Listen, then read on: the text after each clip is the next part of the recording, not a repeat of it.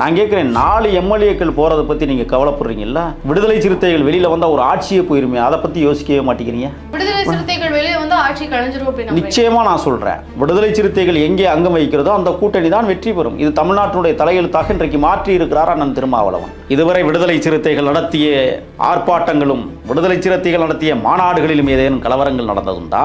ஏதாவது அசம்பாவிதங்கள் நடந்ததுண்டா? உங்களுக்கு என்ன பிரச்சனை? ஆளுங்கட்சி சொல்லியிருக்கிறதா விடுதலை சிறுத்தைகளுடைய கூட்டத்திற்கு தடை போடுங்கள் என்று? திமுக உத்தரவிட்டதால் நீங்கள் அந்த மேடையை போட விடாமல் தடுத்தீர்களா? ஏதாவது அரசியல் கணக்கு இருக்கிறதா அந்த அரசு அதிகாரிகளுக்கு?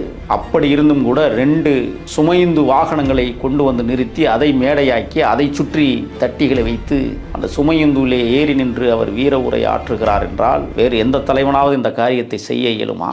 அது மறைமுகமா வந்து விஜய் அவர்களை தான் சொல்றாரு, ஏசியிலே போயிட்டு ஏசி கார்லேயே வராரு அப்படின்ற மாதிரி அவர் சொல்றாரோ அப்படின்ற கேள்வி எழுப்பி இருக்கு. நீங்க எப்படி பாக்குறீங்க? ஏன் உதயநிதியை சொல்லக்கூடாதா? இப்போ அரசியல் களத்துக்கு வந்து இல்ல, நீங்க விஷயம் மட்டுமே ஏன் டார்கெட் பண்றீங்க? டார்கெட்னு இல்ல சார், விஜய் அவர்களை தான் அவர் சொல்ல வராரா அப்படின்ற கேள்வி. உதயநிதியை சொன்னாருன்னு நான் எடுத்துக்கிறேன். நீங்க யாரை சொன்னோம்னா நீங்க விஜய் உதயநிதி ஸ்டாலின் அவர்கள் விஜய் அவர்களை தான் அவர் சொல்ல வராருன்னு எடுத்துக்கலாமா? ஏன் எடுத்துக்கினா என்ன தப்பு? அதை தானே அவங்க செஞ்சுக்கிட்டு இருக்காங்க. 2 பேருமே செய்கிறாங்க.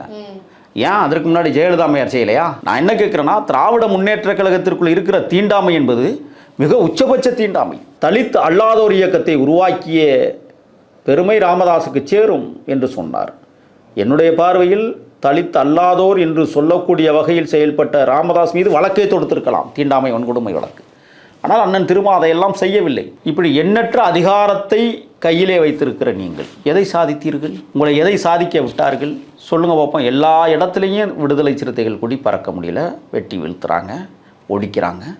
மதுரைக்குள்ள எந்த இடத்துலையுமே கொடி பறக்க முடியாத அளவிற்கு அந்த மாவட்ட ஆட்சித்தலைவர் செயல்பட்டு கொண்டிருக்கிறார். அதிகார மையத்தில் நீங்கள் ஓரளவுக்கேனும் இன்றைக்கு வளர்ந்து நிற்கிற இடத்தில் கூட உங்களை அதிகாரப்படுத்துவதற்கு திராவிட முன்னேற்ற கழகத்திற்கு திராணி இல்லை தானே? நேயர்களுக்கு வணக்கம். என்னிடமோடு இணைந்திருக்கிறார் அரசியல் விமர்சகர் திரு முகில் வீரப்பன் அவர்கள். வணக்கம் சார். திருமாவளவன் அவர்கள் சமீபத்தில் பேசிய பேச்சுக்கள் வந்து ஒரு பெரிய சர்ச்சையாக மாறியிருக்கு அப்படின்னு சொல்லலாம். அது மட்டும் இல்லாம அவர் மேல வைக்கக்கூடிய பெரிய குற்றச்சாட்டு அப்படின்னாலே திமுகவினுடைய அடிமையாவே மாறிட்டாரு. பெரிய அளவுல குரல் கொடுக்க மாட்டாரு, முன்ன மாதிரி விரிவா செயல்படுறது இல்ல, அரசுக்கு எதிராக வந்து குரல் கொடுக்கலாம், இப்படி பல குற்றச்சாட்டுகள் வைக்கப்பட்டிருந்துச்சு. ஆனா இன்றைக்கு வந்து அதுக்கு அந்த குற்றச்சாட்டுகள் எல்லாத்துக்குமே வந்து ஒரு பதில் கொடுத்திருக்கிறாரு அவருடைய அந்த ஒரு மேடை பேச்சு மூலமா. உங்களுடைய பார்வையில அந்த கருத்துக்களுக்கு என்ன சொல்லுவீங்க? தொல் திருமாவளவன் என்கிற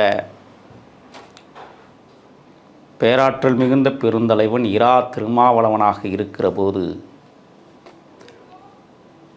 அவர் நடத்திய போராட்டங்கள், அவர் பேசிய பேச்சுக்கள் சேரிகளுக்கு மட்டுமல்ல, சேர்ந்திருக்கிற மக்களுக்கும் ஒரு புரட்சியை விதைத்தது. அடங்க மறுப்போம், அத்துமீறுவோம், திமிரி எழுவோம், திருப்பி அடிப்போம் என்கிற இந்த வாசகம் தொல் திருமாவளவன் என்கிற இரா திருமாவளவனாக இருக்கிற வரை அவருடைய அரசியல் பயணம் அல்ல, அவருடைய வாழ்க்கை பயணம் வலியது, கொடியது. கோயம்பேடு பகுதியில் இந்த மாநாடு நடைபெறுவதற்கு அனுமதி தர மறுக்கிறார்கள். அவர் இன்னொரு கேள்வியும் கேட்கிறார்கள். சென்னை போன்ற பெரும் மாநகரத்திற்குள் சாதிகள் எப்படி பேசும் என்று கேட்கிறார். சரியான கேள்வி. கோயம்பேடை சுற்றி உழைப்பவர்கள் யார்? பறையர்களும் வன்னியர்களும் தானே உழைக்கிறார்கள், அண்ணன் தம்பிகளாகத்தானே வாழ்கிறார்கள் என்றெல்லாம் முழக்கமிட்டு அவர் பேசுகிறார். நீங்கள் மேடையை தராவிட்டாலும் பரவாயில்லை, சுமையுந்துவிலே நாங்கள் மேடையாக்கி எங்களால் பேச முடியும், அதை கடந்துதான் வந்திருக்கிறோம் என்று சொல்லிவிட்டு சொல்லுகிறார். நான் அங்கனூரில் இருந்து திட்டக்குடிக்கு கால்நடையாக நடந்து வந்து திட்டக்குடியிலிருந்து நான் சென்னைக்கு வர வேண்டுமானால் போதிய அளவிற்கு பணம் இல்லை, பைசா இல்லை. அவருடைய சக தூரத்து உறவினரின் மூலமாக கொத்தவால் சாவடி பகுதிகளிலே அவர் வந்து தங்குவதாக அவர் பேசுகிறார். அந்த வழி நிறைந்த வாழ்க்கை. ஊருக்கு போகிற போது எப்படி செல்வது? சுமையுந்துகளில்தான், லாரிகளில்தான் நான் செல்ல வேண்டும். முதலாக அவர் சென்னை வருகிற போது அந்த கூட்டத்திற்குள் இடித்து கொண்டு ஒரு லாரியில் 30 பேர் இருக்கிற இடத்தில் 60 பேர் அமர்ந்து வந்து வருகிற போது வெளிச்சம் எங்கெல்லாம் தெரிகிறதோ அதெல்லாம் சென்னை என்று நம்பிய அண்ணன் திருமா. கேட்டால் உளுந்தூர்பேட்டை என்கிறார்கள், அடுத்து விழுப்புரம் என்கிறார்கள், அடுத்து திண்டிவனம் என்கிறார்கள். இப்படியே விடிய விடிய அந்த லாரிகளில் நான் பயணம் செய்ததை நான் யோசித்து பார்க்கிறேன். சென்னையில் விடிய காலம் 8 மணிக்கு கொண்டு வந்து நிறுத்தினார்கள். சென்னை இப்படித்தான் இருக்கும் என்று முதலாக அறிந்து கொண்டவன் கையிலே பணம் இல்லை என்று தன் வறுமை நிலையை மக்களுக்கு உணர்த்துகிறார். அதை தாண்டி அவர் அங்கே ஒரு உணவகத்தில் ஒரு நாள் வேலை செய்த அனுபவத்தை பகிர்கிறார். மூட்டை தூக்கும் சுமையாளர்களுடன் போய் வேலை செய்கிறார்.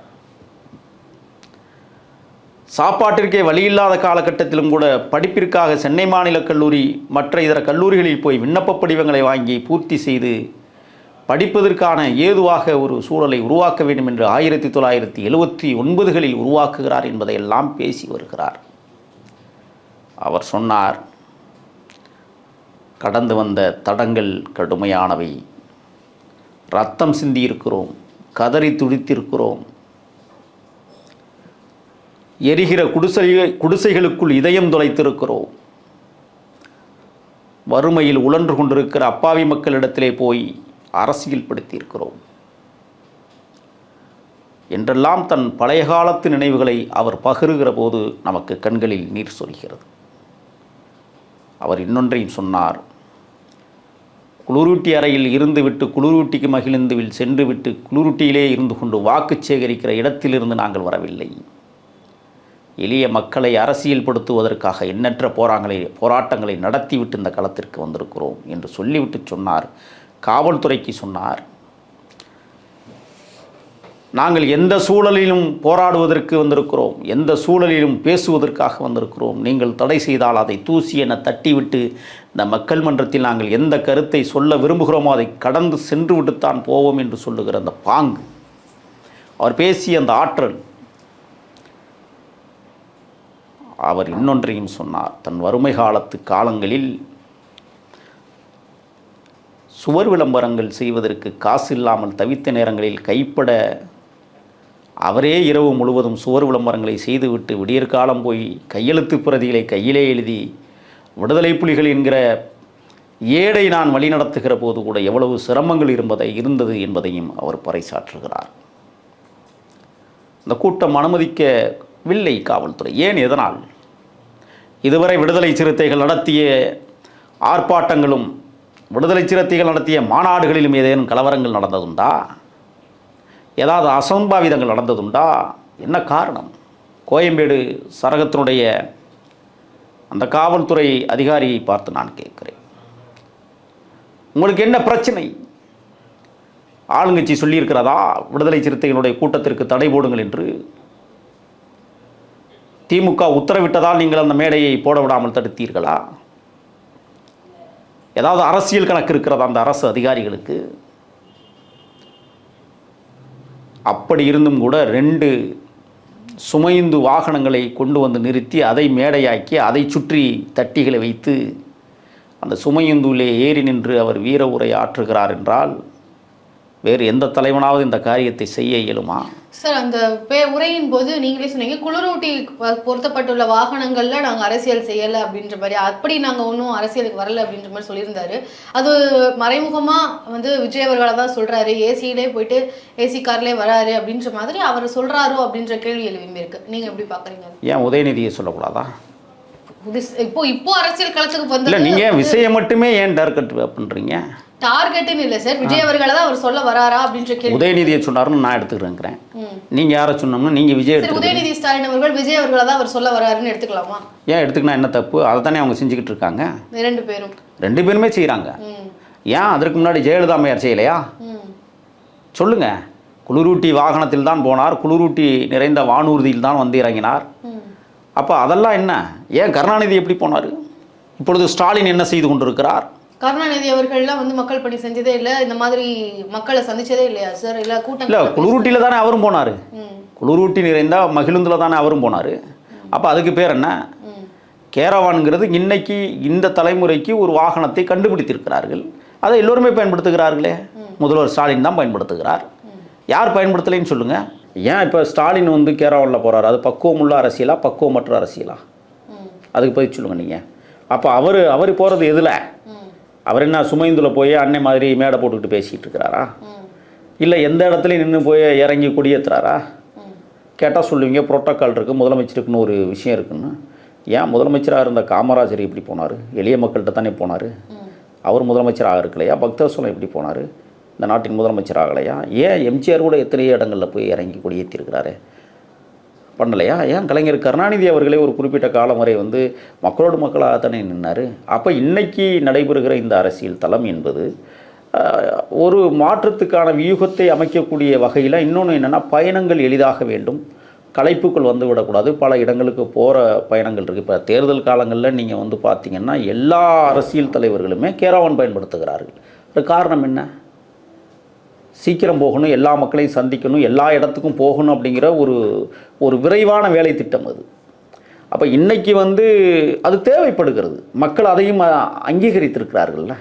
நீங்கள் அதை பார்க்கணும்ல. இப்போ கேரவானில் வருகிற அண்ணன் விஜயை வந்து மக்கள் ஏற்றுக்கிட்டு தானே இருக்காங்க. அவர் மேடையிலேயே அப்படி அந்த கேரவானில் வந்து தலையை காட்டினவே 1000 பேர் கை தட்டுறான், 1,00,000 பேர் கை எண்ணிட்டுறான்ல. அது பேர் என்ன? அப்போ இந்த அரசியலையும் இந்த எளிய மக்கள் அறிந்து வைத்திருக்கிறார்கள். அறிவியல் முன்னேற்றத்திற்கு ஏற்ப அந்த அரசியலும் மாற்றம் பெறுகிறது. இப்போ நம்மளை வந்து வெறுமனே அவர் கை அசைக்கிறதுனால மக்கள் கொண்டாடுறது பக்குவம் வாய்ந்த அரசியல் அப்படின்னு சொல்லி ஏன் பக்குவம் இல்லை நான் கேட்குறேன். தெரியுதுல அவங்களுக்கு யார் இந்த தேசத்தை ஆண்டால் சிறப்பாக இருக்கும் என்கிற முடிவெடுத்து தானே அந்த களத்துக்கு வர்றாங்க. ஒரு நடிகரை பார்க்கணும் அப்படிங்கிறது ஒரு விஷயம் இருந்தது. இப்போலாம் வந்து நான் என்ன கேட்குறேன்னா, எந்த நடிகர் போனாலும் இப்போ வந்து வளர்ந்து வருகிற நடிகராக இருக்கிற சிவகார்த்திகேயன் போனால் 1,00,000 பேர் கூடுறானா? இல்லை சிவகார்த்திகேயன்களை கூட்டம் கூடலன்னு சொல்கிறீங்களா சார்? இல்லை, கூடும். இந்த லெவலுக்கு ஒரு மிகப்பெரிய, ஏன்னா விஜய் போனாலே இப்போ சிவகார்த்திகேயனே பார்த்துவிட்டு அவரும் கை நீட்டி கை கொடுப்பதற்கு தான் ஆசைப்படுகிறார். ஏன்னா அது அவருடைய தீவிர ரசிகர். அதையும் நீங்கள் புரிஞ்சுக்கணும். அப்போ வளர்ந்து வருகிற இளம் தலைவர்கள் இன்றைக்கு மக்கள் மன்றத்தில் நயன்தாராலாம் ஒரு ஆளாங்க. ஆனால் அவங்களுக்கு கூட்டம் கூடுதே சார், ரோடை பிளாக் பண்ணுற அளவுக்கு கூட்டம். அதுக்கு காரணம் என்னென்னா, அது ஒரு மாஸ்கிரேடாக அவங்களுடைய உழைப்பால் உயர்த்தி வச்சிருக்கிறாங்க. அதே மாதிரி அப்படி கிடையாது. நீங்கள் விஜயையும் நயன்தாராவையும் ஒப்பிடக்கூடாது. நயன்தாராவுக்கு வந்து இப்போ இன்றைக்கி கூடுதுன்னு சொன்னால் அவ்வளோதான், முடிஞ்சு போச்சு. நயன்தாரா எப்போ நீ வருவாங்க, எப்போ வருவாங்கன்னு தெரியாது, அதனால் பார்க்கலாம். ஆனால் விஜய் அவர்கள் அரசியல் களத்திற்கு வந்திருக்கிறார். இனிமேல் மக்களை சந்திக்க போகிறார். அடிக்கடி இன்றைக்கி வெளியில் வரார். செல்லுகிற இடமெல்லாம், சென்ற இடம் மட்டுமல்ல, செல்லுகிற இடமெல்லாம் மக்கள் கூட்டம் என்றால் ஒரு மாபெரும் மகத்தான தலைவன் தமிழ்நாட்டில் உருவாகி கொண்டிருப்பதற்கு சாட்சி. இப்போ அண்ணன் திருமா அவர்கள் அவருடைய வழி நிறைந்த பயணங்கள் நான் பார்த்துருக்குறேன். சிதம்பரம் நாடாளுமன்ற தொகுதிகளில் அவரோடு நானும் களமாடி இருக்கிறேன். பக்கத்தில் நின்று களமாடினோம். அந்த மக்களை சந்திப்பதற்கு பட்ட துயரங்கள். அடுத்த ஊருக்கு போகணுங்கிறதுக்காக வாகனம், பிரச்சார வாகனத்தில் எவ்வளவு விரைவாக போகணுமோ அவ்வளோ விரைவாக போய் மக்களை சந்திக்கிற வாங்க. நேற்றைய தினம் கோயம்பேட்டிலே நடைபெற்ற அந்த மாபெரும் அந்த பேரணி பொதுக்கூட்டத்தில் இன்னொன்றையும் சொல்லுகிறார். வாருங்கள், அடுத்த தலைமுறைகளுக்கான அரசியலை நாம் எடுத்திருக்கிறோம். மேடை நமக்கு பொருட்டல்ல, மைக்குகள் உள்வாங்கிகள் நமக்கு பொருட்டல்ல. மக்கள் மன்றத்தில் பேசுவதற்கு ஒரு வாய்ப்பு கிடைக்குமானால் அந்த வாய்ப்பை எப்படி வேணாலும் பயன்படுத்தலாம் என்பதுதான் சார். அதே மாதிரி பாஜகவில் இருந்து என்னை வந்து ஒரு முக்கியமான அதிகாரி வந்து என்னை வந்து கூட்டணிக்கு கூப்பிட்டாங்க. ஆனால் நான் வந்து அதை மறுத்தேன். எல்லா பக்கமும் எனக்கான அழைப்புகள் இருக்க தான் செய்து, எனக்கு வாய்ப்புகள் இருக்குது. அதிமுக இருக்குது, தாவேகாவில் செயல்பட்டிருக்கலாம், பாஜக கூட செயல்பட்டிருக்கலாம், பாமக கூட நான் செயல்பட்டிருக்கலாம். ஆனால் நான் என்னுடைய கொள்கை அடிப்படையில் திமுகவோட செயல்பட்டு இருக்கேன் அப்படின்ற ஒரு விஷயத்த சொல்லியிருக்கிறாரு. அண்ணன் திருமா 2011 திருப்பி பார்க்க வேண்டும் அல்லவா? திராவிட முன்னேற்ற கழக கூட்டணியில் பாரதிய ஜனதா இடம்பெற்றிருக்கிற அணியில் அண்ணன் வந்து இருந்தாங்க. பாமக சேர்ந்திருந்த அணியிலே இருந்தாங்க அண்ணன். அதை கடந்து போய்விட முடியாது. அரசியல் நமக்கு மிகப்பெரிய பாடமாக இருக்கிறது. இன்றைக்கு பாரதிய ஜனதா கட்சியின் மிக ஆதரவு பெற்ற ஒரு மிக உயர்ந்த அரசு அதிகாரி வந்து சந்திக்கிறார் என்றால் அதில் இன்னொரு விஷயத்தையும் புரிஞ்சுக்கணும். அரசு அதிகாரிகள் யாருக்காக வேலை செய்கிறார்கள் என்பதற்கு சாட்சியாக அண்ணன் இன்றைக்கு அந்த வார்த்தையை உபயோகப்படுத்தியிருக்கிறார். அவர் மிகப்பெரிய அரசியல் அதிகாரமிக்க ஒரு தலைவர் என்னை வந்து சந்தித்தார்னு சொல்லலை. அரசு மட்டத்தில் இயங்கக்கூடிய அரசு அதிகாரி, உயர்மட்ட அதிகாரி என்னை வந்து சந்தித்து பேசினார் என்று சொல்லுகிறார். எனக்கு தெரிய அவரிடம் பலமுறை பல கோடி பேரங்கள் பேசப்பட்டது. பாரதிய ஜனதாவோடு சேர்வதற்கு மத்திய அமைச்சராக்குகிறோம் என்றெல்லாம் சொன்னார்கள். அண்ணனே ஒரு வார்த்தை சொல்லுகிறார், உங்கள் மக்களுக்கு நீங்கள் பணியாற்றுவதற்கு ஒரு வாய்ப்பை நீங்களே உருவாக்கி கொள்ளலாமே பாரதிய ஜனதாவோடு இணைந்து என்று சொல்கிறார்கள். அப்படி சொன்னதாக. அப்போ இந்த மக்களை பிரித்தாளுகிற ஒரு சூழ்ச்சியில் இருக்கிற பாரதிய ஜனதாவோடு எந்த இடத்திலும் நான் கூட்டணி வைக்க மாட்டேன் என்று 2011க்கு பிறகு, அதுக்கு முன்னாடி அண்ணன் இருந்தாருங்கிறது வரலாறு. இன்றைக்கி அந்த புரிதலோடு அவர் வந்திருக்கிறார் என்றால் அவர் சொன்னார், மதவாத சக்தியாக இருக்கிற பாரதிய ஜனதாவையும் சாதியவாதிய சக்தியாக இருக்கக்கூடிய பாட்டாளி மக்கள் கட்சி எந்த அணியில் இடம்பெற்றாலும் நாங்கள் இடம்பெற மாட்டோம் என்று சொல்கிறார். இது யாருக்கான அறிகோல் என்றால் தொண்டர்களை பக்குவப்படுத்துவதற்காக அல்ல, திமுக கூட்டணிக்கு விடப்பட்டிருக்கிற சவால், திமுகவிற்கு விடப்பட்டிருக்கிற சவால். ஏன்னா அவர் அடுத்த வார்த்தையும் சொல்கிறார், திமுக கூட்டணி, அதாவது இந்திய கூட்டணியை உருவாக்கியவனில் நானும் ஒருவன். ஆமாம், அதில் முக்கியத்துவம் எனக்கும் பங்கு இருக்குது, அதில் நானும் முக்கியத்துவம் வாய்ந்தவன் அப்படின்றது. ஆமாம், அதாவது என்னென்னா இந்த விஷயத்தில் ஒரு முக்கியமான செய்தியை நீங்கள் கவனிக்கணும். இந்தியா கூட்டணியைத்தான் உருவாக்கினார், திமுக கூட்டணியை உருவாக்கவில்லை. புரியுதுங்களா உங்களுக்கு? நாளைக்கு இந்தியா கூட்டணியில் வந்து திமுக வந்து பாரதிய ஜனதாவோடு போயிடுச்சுன்னா ஏன் போகாத கட்சியா திமுக? அப்படி ஒரு பார்வை இருக்குல்ல. அந்த இடத்துல யாரை வைப்பது? அப்படி ஒரு கேள்வி இருக்குல்ல. ஆக பாரதிய ஜனதா பாமக அல்லாத கூட்டணி இடம்பெற வேண்டும். ஒருவேளை திராவிட முன்னேற்றக் கழகம் அப்படி ஒரு நிலைப்பாடை எடுத்தால் முதல் குரலாக நாங்கள் தான் எதிர்ப்போம் என்றும் சொல்லியிருக்கிறார். அப்போ அவர் எல்லாவற்றிற்கும் துணிந்து விட்டார். 2026 தேர்தலுக்குள் என்ன வேண்டுமானாலும் நடக்கலாம். அதிகமான சீட் வந்து டிமாண்ட் பண்றாரோ அப்படின்ற ஒரு கேள்வியும் வந்து எழுது.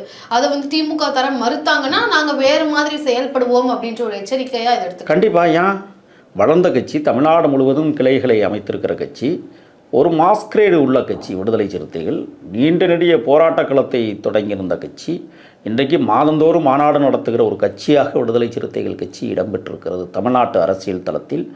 ஆகையால் இன்றைக்கு அவருக்கான அந்த மேன் பவர், அந்த கட்சியினுடைய பவர் அனைவருக்கும் தெரியுது. இன்றைக்கி வந்து கிங் மேக்கர் யார் என்றால் 2026 திருமாதான். ஆனால் இப்போ நீங்களே வந்து திருமாவளவன் அவர்கள் திமுகவில் வந்து இணைந்து செயல்படுறாரு, அவர் வந்து பெரிய அளவில் வந்து திமுகவை கேள்வி எழுப்ப மாட்டாரு, திமுகவோட ஒத்து போறாரு அப்படின்ற மாதிரி நீங்களே குற்றச்சாட்டு வந்து திருமாவளவன் மேல வச்சிருந்தீங்க. ஆமாம், இப்பவும் சொல்கிறேன். ஆனால் இப்போ அவர் எல்லாமே மறுக்கிறாரு. அவருடைய என்னுடைய நோக்கம் வேறு அப்படின்றத அவர் இல்லை. இப்போ கூட்டணி சிதஞ்சிடக்கூடாதுங்கிறதுல கவனமாக இருக்கிறாரு. நான் என்னை பொறுத்தவரை என்ன சொல்கிறேன்னா, திராவிட முன்னேற்றக் கழகம் நீங்கள் சார்ந்திருக்கிற, நீங்கள் எடுத்து வைக்கிற அரசியல் நிலைப்பாட்டிற்கு நேர் எதிராக செயல்பட்டு கொண்டிருக்கிறது. என்னுடைய பார்வையிலிருந்து நான் சொல்லுகிறேன், ரகசிய தொடர்பாக ஆர்எஸ்எஸோடு கைகோர்த்து நிற்கிறது திமுக. அதற்கு பல்வேறு எடுத்துக்காட்டுகளை என்னால் சொல்ல முடியும். ஏற்கனவே நான் சொன்னதை போல மலம் தண்ணி குடித்தவர்களே குற்றவாளியாக்கிய கொடுமை, கள்ளக்குறிச்சி ஸ்ரீமதி மரணத்தில் பெற்றதாயே குற்றவாளி, இதெல்லாம் நாம் பார்க்கிறோம். இப்போ பாருங்கள், நாங்குநேரி தம்பி அந்த சின்னத்துறை பிரச்சனை, அது மட்டுமல்ல, தீவெட்டிப்பட்டி கோயில் பிரச்சனை, திரௌபதி அம்மன் கோயில் பிரச்சனை, நாங்கள் எல்லாத்தையும் முடிச்சிட்டோம் அப்படின்னு சொல்கிறீங்க. நான் என்ன கேட்குறேன்னா, எத்தியார் குப்பத்தில் இறந்து போன 22 அப்பாவி மக்கள் சாராயம் குடித்து செத்தார்களே, பணம் கொடுத்தீர்களே, அந்த குடும்பங்கள் எல்லாம் வலுவாக வந்து விட்டார்களா? இறந்தவர்கள் உயிர்ப்பித்து வந்து விட்டார்களா? கருணாபுரத்திலே கிட்டத்தட்ட 90க்கும் மேற்பட்டவர்கள் இறந்து போனார்கள். நீங்கள் 10 லட்சம் கொடுத்தீர்கள், கொடுக்காமல் போனது நிறைய பேர். அப்போ கருணாபுரத்தில் இறந்தவருடைய கதி என்ன? இதெல்லாம் மக்கள் மறக்கக்கூடிய நிகழ்வுகளா?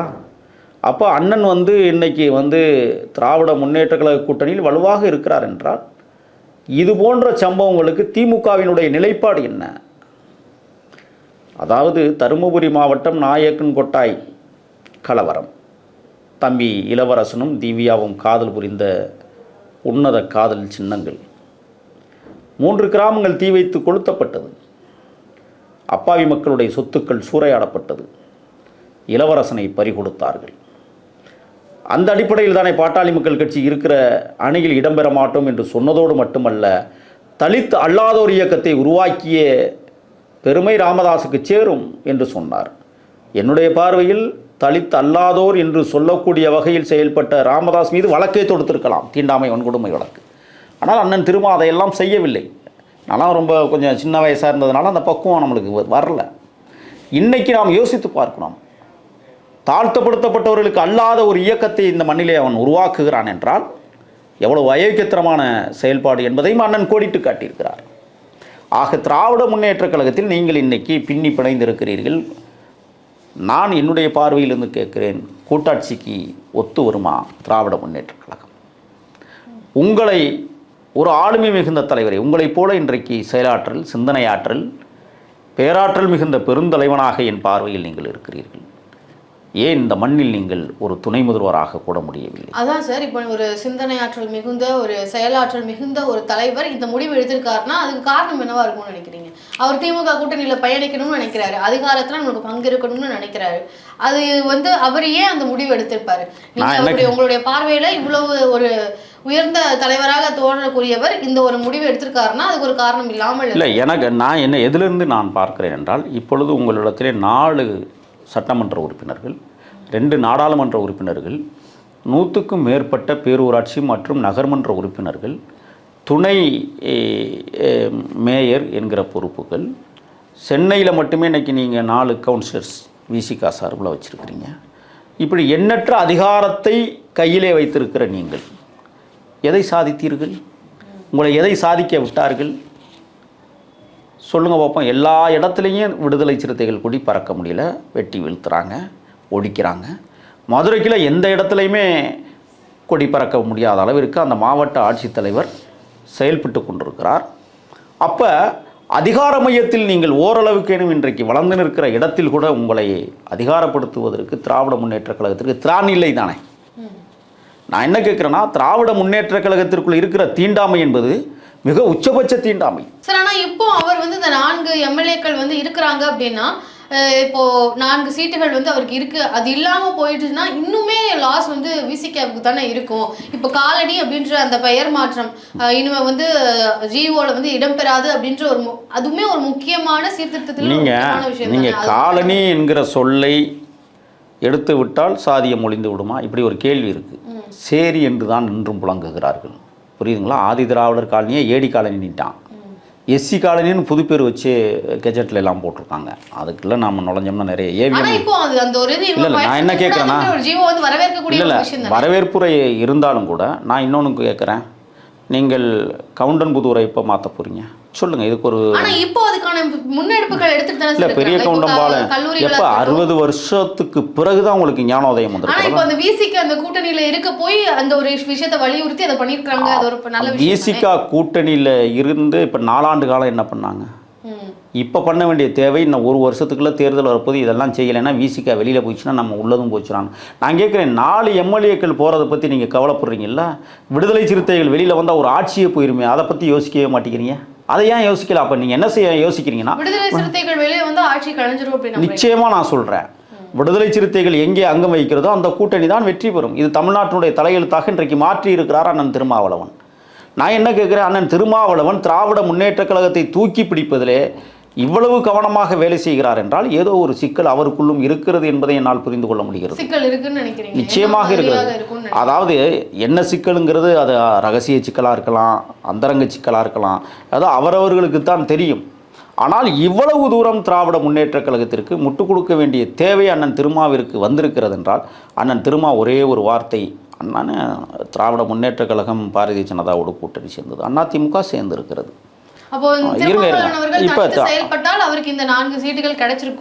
தனித்து இல்லைங்க, யாராவது இப்போ அண்ணன் திருமா இப்போ அதிமுக இருக்கு, அதான் சொல்ல வந்தேன். இப்போ அதிமுக ஆதரவை பெறுவோம் என்று அண்ணன் உறுதியளித்திருந்தாலும் இன்னைக்கு அதிமுக பாரதிய ஜனதாவோடு சேர்ந்திருக்கு வாய்ப்பே இல்லை.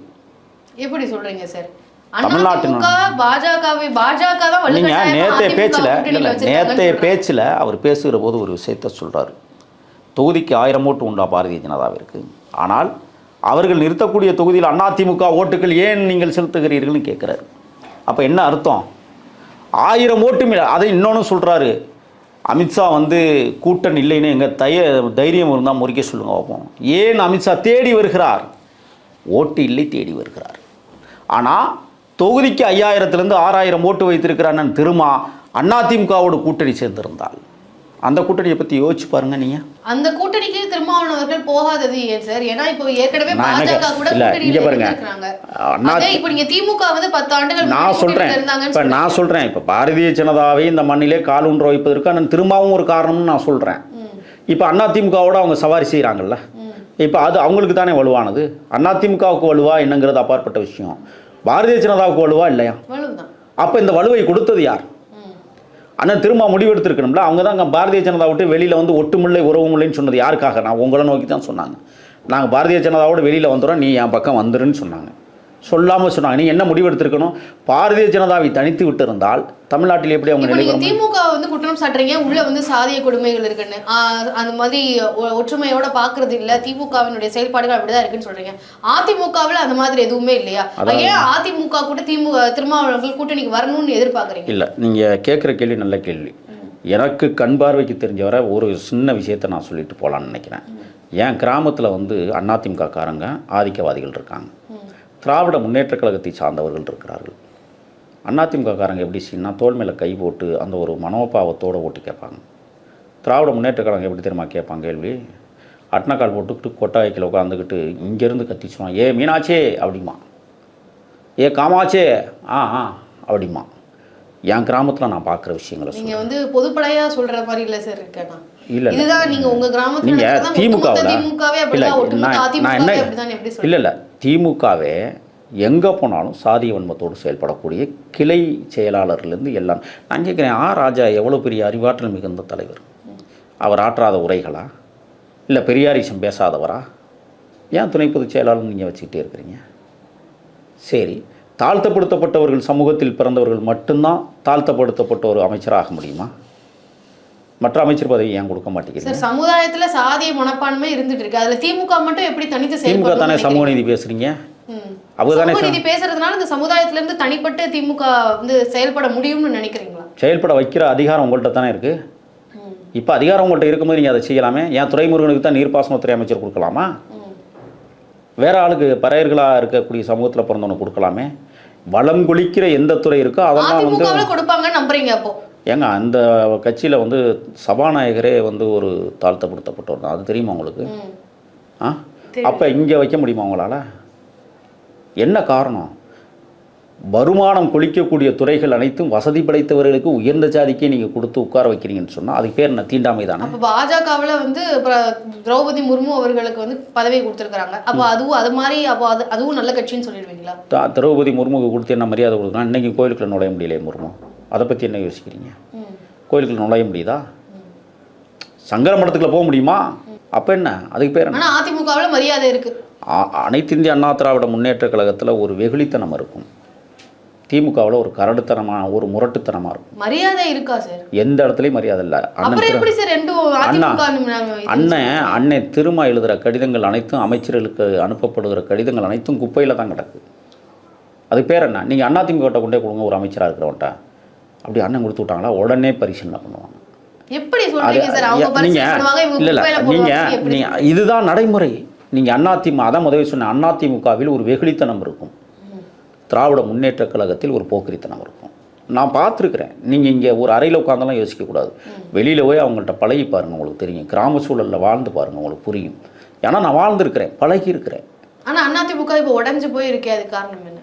அது எடப்பாடியை மாற்றிட்டா ஒன்றாயிரும். இல்லை, மற்றபடி அங்கே எந்த பிரச்சனையுமே இல்லை. இப்போ எடப்பாடியை மாற்றிட்டாங்கன்னா எல்லாருமே ஒன்றாயிரும். சசிகலாவிலேருந்து டிடிவிலேருந்து எல்லாமே ஒன்றாயிருவாங்க. அனைத்து இந்திய அண்ணா திராவிட முன்னேற்றம் ஓ பன்னீர்செல்வம்லாம் உள்ளே வந்துடுவார். சசிகலாவை தலைமையிடமாக வைத்து அதிமுக சிறப்பாக செயல்படும். சரி, இப்போ அதிமுகவினால பட்டியலிட மக்களுக்கு கிடைத்த பெரிய நன்மைகள் அப்படின்னா நீங்கள் எத்தனை பட்டியலிடுவீங்க? இல்லை, நீங்கள் ரெண்டு அதிமுக திமுக இரண்டுமே தமிழர்களுக்கு எதிரான இயக்கம் என்பதை நான் தொடர்ந்து பேசியிருக்கேன். திருமாவளவர்கள் அதிமுக கூட கூட்டணிக்கு வரணும்னு நினைக்கிறேன். நான் என்ன நினைக்கிறேன்னா, இவங்களோட அவங்க கொஞ்சம் பரவாயில்லைன்னு யோசிக்கிறேன். எம்ஜிஆர் கருணாநிதியோட எம்ஜிஆர் நலன் இல்லைன்னு சொல்றீங்க. அதுல அவர் அப்ப எந்த கூட்டணியில நலத்திட்டங்களை உருவாக்குவதே கொள்ளையடிப்பதற்கு ரெண்டு கட்சி. இப்ப அதிகாரத்துல இருக்கவங்க கூட இருந்தாங்கன்னா ரெண்டு பேர் கூட பயன் இல்லைன்னு சொல்றீங்க. அட்லீஸ்ட் அதிகாரத்துல இருக்கவங்க கூட. ஒரே ஒரு செய்தி சொல்றேன். அதிமுக ஆட்சியில விசிக கொடிக்கம்பங்கள் வெட்டி வீழ்த்தப்படவில்லையே, ஆனால் திமுக ஆட்சியில கூட்டணியில் இருக்கும்போதே கொடிக்கம்பங்கள் வெட்டப்படுது. அது ஏன் வந்து திமுக அதை வந்து இன்றைக்கி வர ஒரு எந்த இடத்திலும் இப்போ அதான் அண்ணன் ராத்திரி சொன்னார். என்ன சொன்னார்னா, சென்னை மாநகரத்துக்குள்ளே விளம்பரம் எங்கு பார்த்தாலும் திருமாவளவன் என்று எழுதப்பட்டதே இன்றைக்கு மாநகராட்சி ஊழியர்களே அளிக்கக்கூடிய சூழலுக்கு வந்திருக்கிறது சொன்னாரா? அடுத்து என்ன சொன்னார்? கொடி கம்பங்கள் இன்றைக்கு உடைக்கப்படுகிறது. அப்போ நாம் இன்னும் அதிகாரத்தை கைப்பற்ற, நீங்கள் கூட்டணியில் இருக்கும் பொழுதே இவ்வளவு கொடுமைகள் திமுக ஆட்சியில் நடந்திருக்கு. ஆனால் கூட்டணி இல்லாத நேரங்களில் கூட அதிமுக காலத்தில் உங்கள் கொடி பறந்தது, உங்கள் சுவர் விளம்பரங்கள் சென்னை மாநகரம் முழுக்க தெரிந்தது. அப்போ ரெண்டுக்கும் நான் அப்படி கம்பேர் பண்ணி பார்க்குறேன். அப்போ அதிமுக சரியா திமுக சரியானா என்னை பொறுத்தவரை திராவிட முன்னேற்ற கழக கூட்டணி நீங்கள் இருப்பீர்களேனா அது நஞ்சை போன்றது. அதிமுக கூட்டணி என்பது ஒரு பிஞ்சை போன்றது. ரெண்டுக்கும் வித்தியாசம் இருக்குல்ல, நஞ்சுக்கும் பிஞ்சுக்கும். அண்ணன் ஆரம்ப காலகட்டங்களில் திராவிட முன்னேற்ற கழகத்தில் பணியாற்றியவர் என்பதற்காக ஆரம்ப நிலைகளில் கல்லூரி படித்த காலங்களில் அவர் திராவிட முன்னேற்ற கழக உறுப்பினராக இருந்தவர். ஆகையால் திமுகவை விட்டு வெளியிலே வர பயப்படுகிறாரா அல்லது வேண்டாம் என்று மறுக்கிறாரா? கொள்கை ஒன்றுதான் என்றால் என்ன கொள்கை? திமுகவுக்கு என்ன கொள்கை இருக்குன்னு நீங்கள் சொல்லுங்கள். எங்கும் தமிழ் எதிலும் தமிழ் என்கிற கொள்கை இருக்கிறதா? சொல்லுங்கள். ஏதாவது ஒரு கொள்கை சொல்லுங்கள். திமுக கடமை கண்ணியம் கட்டுப்பாடு இருக்கிறதா? அண்ணா உருவாக்கிய 3 கொள்கைகளும் அந்த திமுகவில் இன்றைக்கு பயணிக்கிறதா? என்ன கொள்கை இருக்கிறது? ஒரே ஒரு கொள்கையை பேசுவாங்க. என்ன பேசுவாங்க? சமூக நீதி. என்ன சமூக நீதி? உன் கட்சிகளே சமூக நீதி இல்லையே, அப்புறம் எப்படி சமூக நீதி இங்கே வந்து செயலாற்ற முடியும்? இப்படி பல்வேறு விஷயங்களில் அண்ணன் மனப்புழுக்கத்தோடு தான் திராவிட முன்னேற்ற கழக கூட்டணியில் நீடிக்கிறார். அது எந்த நேரத்திலும் விடுபடலாம், உடைபடலாம். காலம் நமக்கு பதிச்சொல்ல காத்திருக்கிறது. இன்னும் 9 மாதங்கள் பொறுத்திருங்கள். ஓகே சார், திருமாவளவன் அவர்கள் அரசியல் குறித்து பல விஷயங்கள் கிட்ட பதிவு பண்ணதுக்கு ரொம்ப நன்றி. நன்றி.